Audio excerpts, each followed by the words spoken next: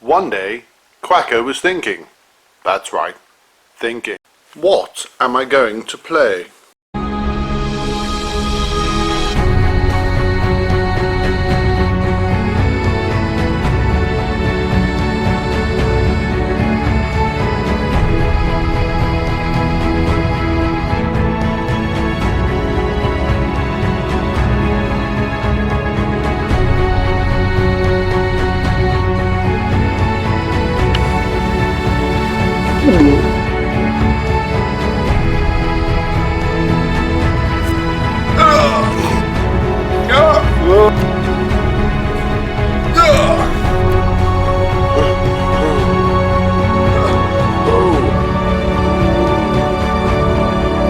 Nothing.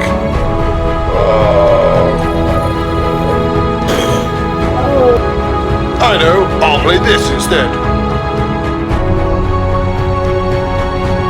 Money, wealth, power, industry, empire, and the Victorian era, all topped off by the Crystal Palace, a signifier of where Britain was, its empire, and its colonial inspirations and expectations. It was the kind of moment in history when we as a nation were signifying what we wanted to be seen as and we wanted to be understood as, our legacy if you like. This game is all about the business end of that, and hopefully it'll be as much fun as the history of that particular period. Join us as we play Crystal Palace and we'll be able to tell you more.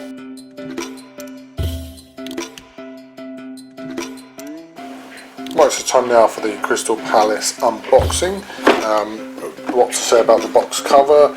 I like this kind of train arch. This is kind of the palace arch. Then you've got some famous-ish celebrity faces here, so that's quite good. And then you've got some nice box work on the side here. Gramophone, I think that is, and you've got, not sure what that's supposed to be. That looks like a auto typer, and that's a balloon of some sort.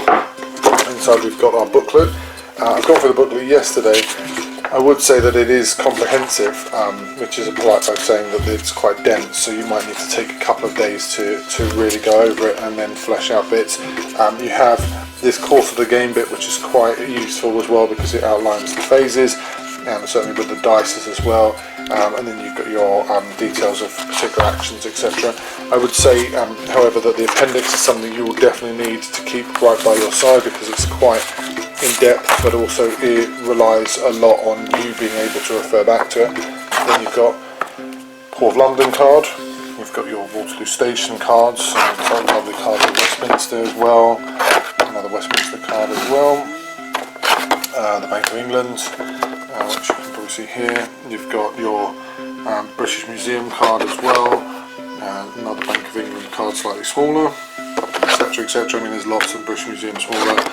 London Times, which is obviously a newspaper, the Black Market, which is very useful to see, and then you've got your main Reform Club card layout, Patent Office card layout as well, which you see there, and you've got your actual board for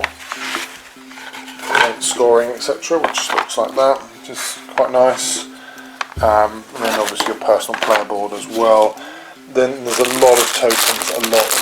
I really like the card works. I think they're quite fun. They remind me of Punch sort of illustrations, but I would probably say that a lot of, there's a lovely top hat as well, a lot of these pieces are excessive pieces, an embarrassment pieces. These are your card stands where you roll and hide your dice in, and then you've got your little characters there, all very good, although I probably would add that I think that some of it is a bit, politely, is a bit just kind of excess, and it's quite a lot of fiddly stuff in there, and probably some players will find it slightly annoying. There's the watch as well, which is very useful.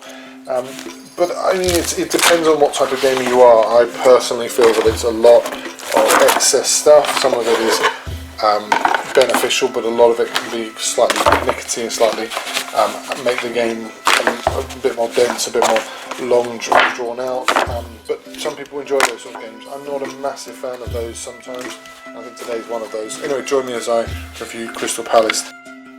So to Crystal Palace, the game which is far less about luck and chance and far more about run a particular strategy. It is a linear game, let's put it like this, and that's why it fits perfectly into the Euro games and people who enjoy Euro gaming. It does a process by process narrative. It doesn't seem to steer away from that. It wants you to follow a path, and to be fair, from about the second round you're pretty much built into that path. I do like that, but I think that the problem for me was that, especially being stuck indoors now, you kind of want more dynamic games that shift and bend as you play them.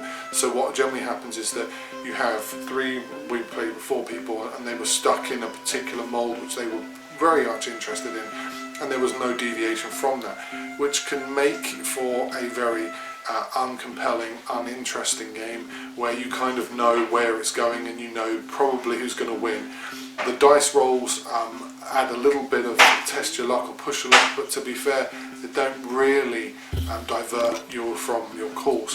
What they do instead is they substantiate how quickly or how slowly you'll get there, and to what effect and to what outcome that will have in the final scoring. This said, the eight phases are very well done. Sorry, 7 phases, but I would say 8 phases are very well done. The game is superbly coherent and superbly sophisticated enough that it will please experienced gamers and gamers that like heavy. It says mid to heavy on a lot of the reviews. I said it says heavy dynamics, heavy mechanics. It's a heavy game, but it's well worth exploring if you like these sort of games.